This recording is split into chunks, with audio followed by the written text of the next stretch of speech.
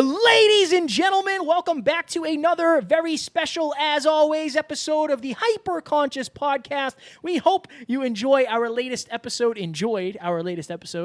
where we sat down and I talked about cultivating confidence and what it actually takes to build confidence. I talked mostly. That's why I said I talked. Mostly. Today, for episode number 408, we are going to talk about the 10 ways that love makes you blind. So we've all been guilty of this, most likely. I know I have. Kevin certainly has. And also, the air conditioner is on, so if you notice a little humming, that's what it is. It's like 96 degrees in Worcester today, and we're on the 4th floor, so it gets warm. It gets very, very warm. Every time we need to go to the bathroom, I sweat. Yes. On my way back. Yes. Okay, so why are we doing this episode? First and foremost, we want to make sure that the relationships that you're in are congruent with your greatest level of growth and contribution. How do we do that? By understanding the deeper reasons as to why. So Kevin and myself both spent too long in certain relationships, situationships, and we want to help you on this podcast not to make the mistakes that we have made, and now we're in relationships that are far more congruent and unbelievable. So, what are the 10 reasons why love makes you blind? All right, so this is from our experiences, the experience of coaching others, friends, the things that we have noticed. There's a lot of common themes when it comes to relationships, and a lot of times we're the people that people reach out to when they're going through certain relationship things, so we get a really good perspective of what people are actually dealing with. So number one, you're afraid to be alone. This isn't my quote. This is somebody else's quote. The devil you know is better than the devil you don't. What does that mean? If you're in a relationship that isn't necessarily serving you, but you don't want to be alone, you're far more likely to stay with something that is that you know. Stay with something familiar versus saying like, oh, you know what? I got to get out there and I got to start over again. I got to go on dating apps, or I got to go on dates, or I got to ask my friends to hook me up with people, and then we have to introduce ourselves and go through all that crap. Build rapport and first kiss and all that stuff. Right. So if you're afraid to be alone, you are far more likely to stay in the relationship that you are and almost allow yourself to be blinded by love. Because I always say there's two answers, the easy one and the right one. I think far more often than not, people know the right answer, but it's hard. And they just keep going with the easy one because there's less resistance. And there's less uncertainty. Yes. I was listening to... Almost no uncertainty. Right, because you Really? already know. Because Again, you the already know. devil you know, Yeah. right? So I was listening to the Y Power podcast. And Shout out. Prepo Toputsky is someone that Emilia had interviewed. I think Bianca was in school during that. But he said something really profound that I think is powerful for this exact thing. He said that your intuition telling you something, a.k.a. what Kevin refers to as the right answer, doesn't mean it's easy. It usually isn't. Yeah, it usually isn't. And so what he said is people don't listen to their intuition, not necessarily because they don't have that deep knowing, but because it's the harder road.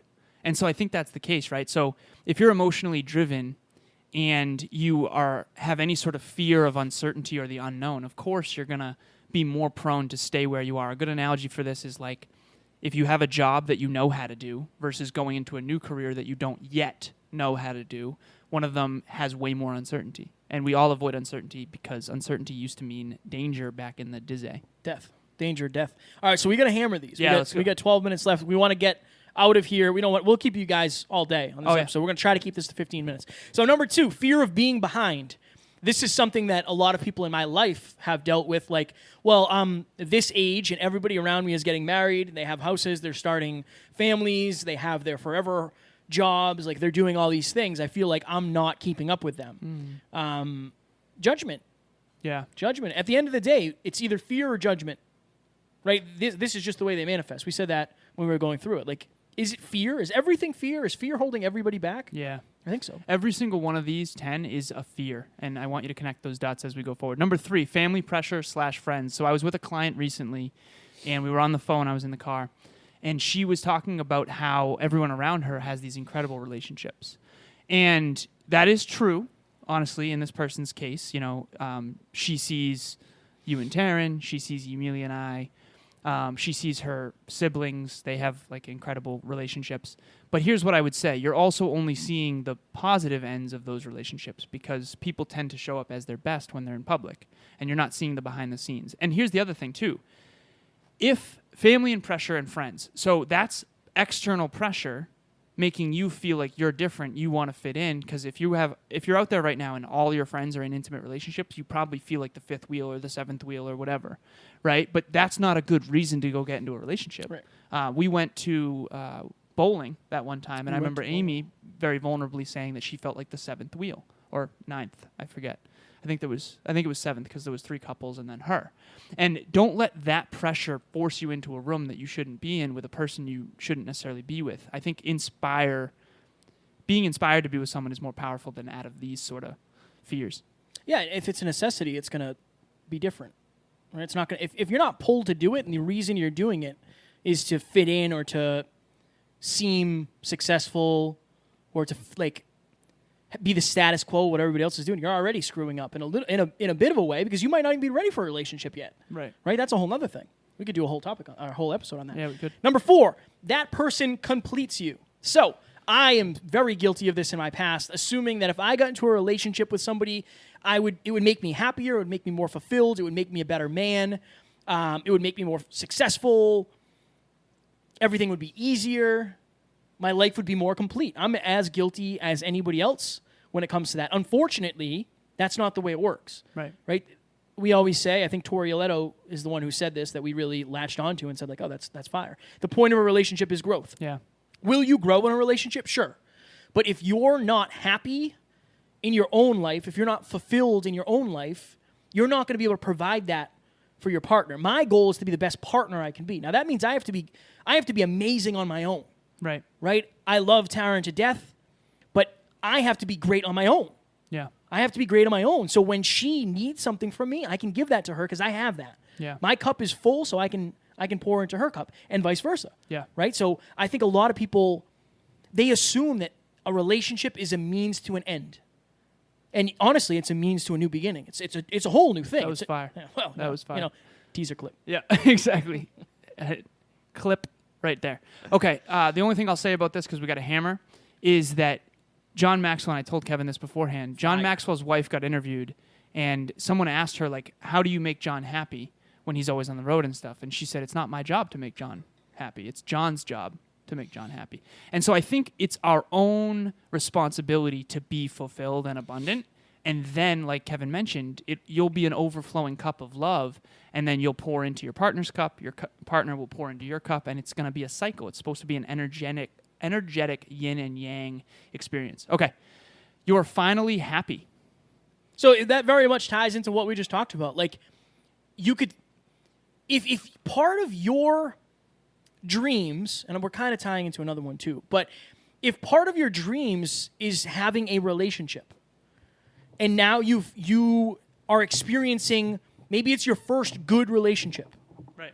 There's so many ways we could go. Like, another one, you've never been in a relationship before, so you assume that this is either normal or the best relationship ever of all time, when you have nothing to compare it to. Right? If you don't know what's hot and what's cold, it's water. Yeah. Just water. Right? So what was the point I was trying to make?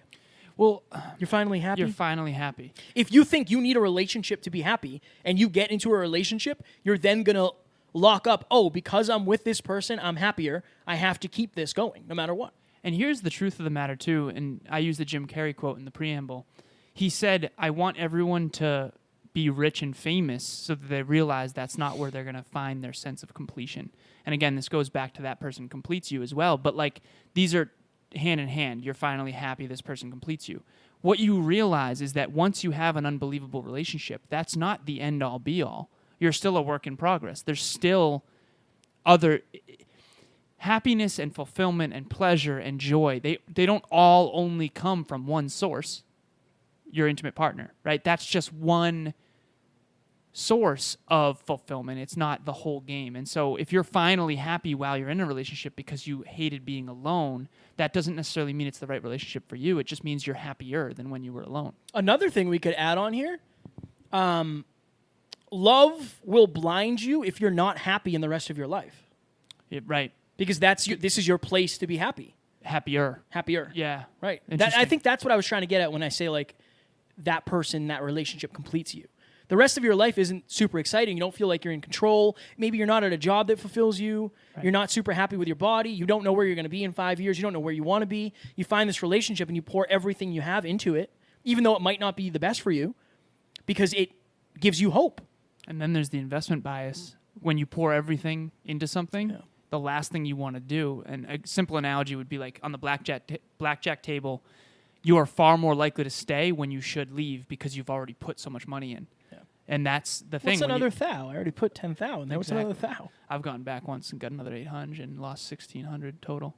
Yeah. That was one of the only times I ever lost, but I lost big because of this bias.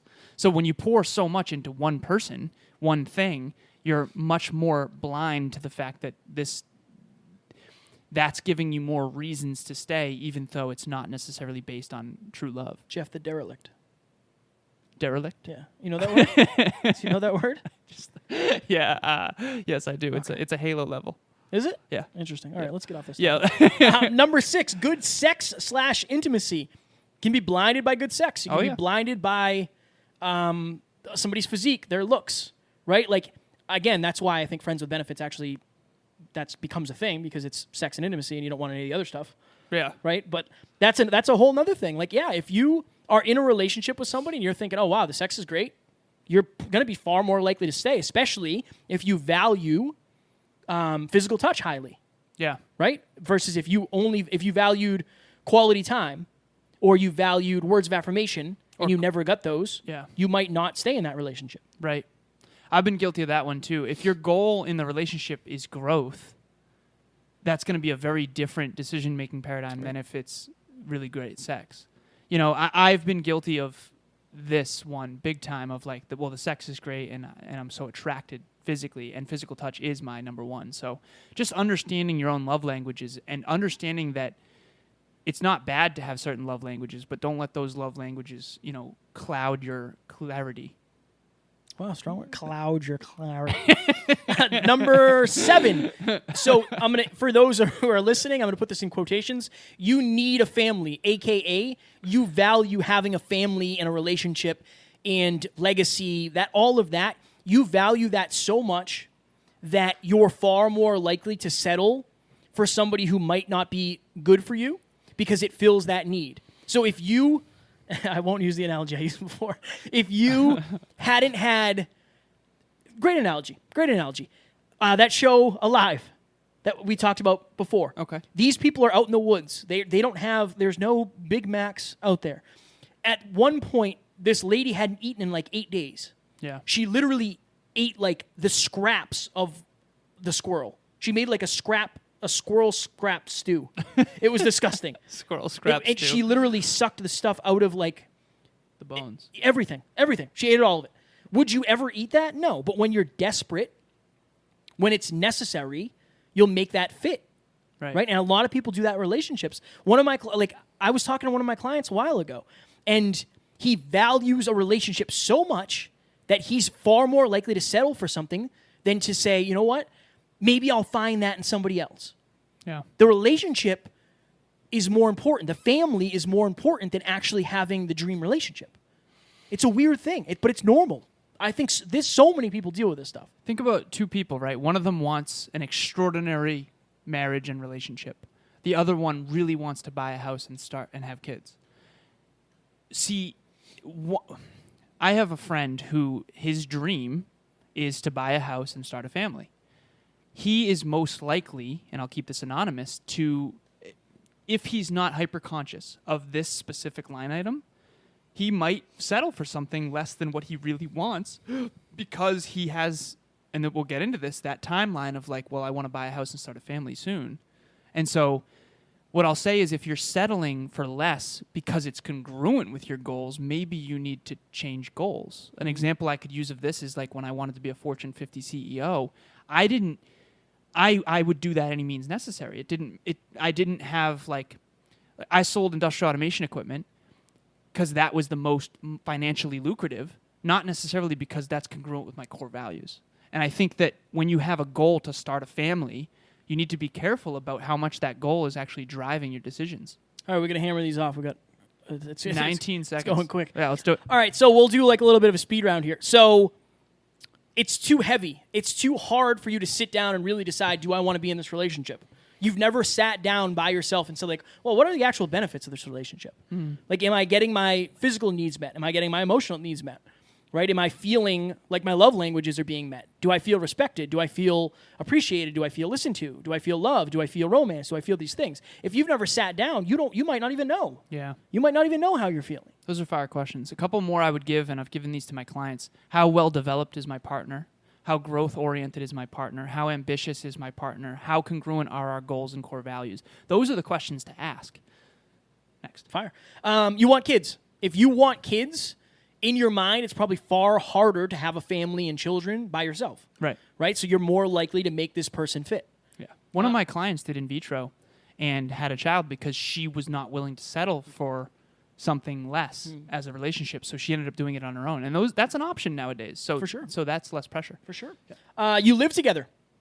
You live together.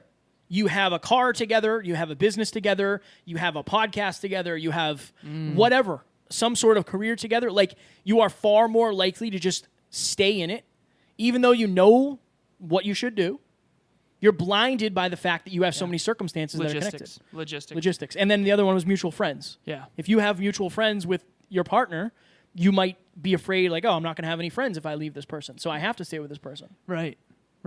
I would say any reason outside of your love for this person and how congruent you are is probably not a valid reason to stay in the relationship. I remember I used to always talk about, like, prenups. And the reason I talked about that it had nothing to do with the fact that I didn't want someone else to get my money. It made me, it was because I don't think money should be the reason you're with somebody. I agree. And I don't necessarily agree with prenups or any of that, but here's what I would say. Anything outside of your love for one another and your congruence is probably not a good reason to stay in a relationship. And you're either growing together or you're growing apart, and every single one of these is fear. So face the truth, face your fears, and the question I would ask myself is this relationship helping me grow and contribute at my highest level? And if not, what is misaligned that we can work on? And if we can't work on it, maybe it is a partnership that needs to change. I mean, you and I are business partners, and it's like, we shouldn't be in this for the money. We shouldn't be in this, because you complete me or anything like that. It's the same type of idea. We are in this because the whole is greater than the sum of its parts. And I know we got to go, but that's a huge distinction. My challenge, if you guys are watching or listening to this, this is very similar to the 7 questions that will change your life episode. Like, ask yourself these things. Why are you in the relationship you're in? Is it just default now? Are you riding on cruise control? Like, you have no idea. It is what it is. I don't even know how I got here. Are you at that stage of your life? Are you in a new relationship where you're hoping this person changes? That's already a red flag. Like, why are you in the relationship that you're in? And that is one of the questions, I believe, one of the 7 questions. Yeah. That's my challenge to you guys. If you're watching this or listening, sit down and ask yourself the hard questions. The last thing I'll say, my last relationship, Kevin had a good point. I said I was in it to learn, and I was learning a lot through failing forward. And Kevin's like, you'd be learning anyway, though. You don't forget that you'd be learning regardless. You're learning no matter what room you're in. This doesn't necessarily mean that's not a good reason to stay in a relationship is because you're learning. Learning is great until it kills you. Yeah, exactly. If you want to learn about podcasting, I am offering free 30-minute consultations where we can go over your business, we can go over your interview skills, we can go over behind-the-scenes stuff, all of that happy jazz. If you have always wanted to start a podcast, if you have one, or if you just got rid of yours and you want to start it up again because you feel the pull, I am the guy. Email me or DM me, whatever it is. You can go to hyperconsciouspodcast.com and you can get it there as well. I would love to chat. Folks, digital real estate is the future. It doesn't take a rocket scientist to realize that, right? Where people's attention goes is where the economy is going to go. So if you want to start a podcast or grow or scale your impact online, Kevin or myself will help you. I do peak performance business coaching. Kevin does podcasting. And we want to help you grow and scale your impact. We want to help you help more people and make that profitable. Please reach out. You can go to the hyperconsciouspodcast.com. Like Kevin said, schedule a 30-minute free call. Those are absolute fire. I love them. And also every Monday, 6 p.m. Eastern Standard Time, we have a mastermind where you can grow and connect with like-minded leaders. And we have website designers, we've got podcasters, we've got all kinds of awesome people relationship coaches, all that kind of stuff that come and attend. So it's a great place to meet people. Yeah, it is a great place to meet people. Ladies and gentlemen, ask yourself these questions. Be honest with yourself. That is the only way your life is going to change. It's the only way your relationship's going to change. And at the end of the day, that is our goal, to help you live the best version of your life and accomplish your dreams. We hope you enjoyed, and we will talk to you on Friday. Talk to you soon. Bye.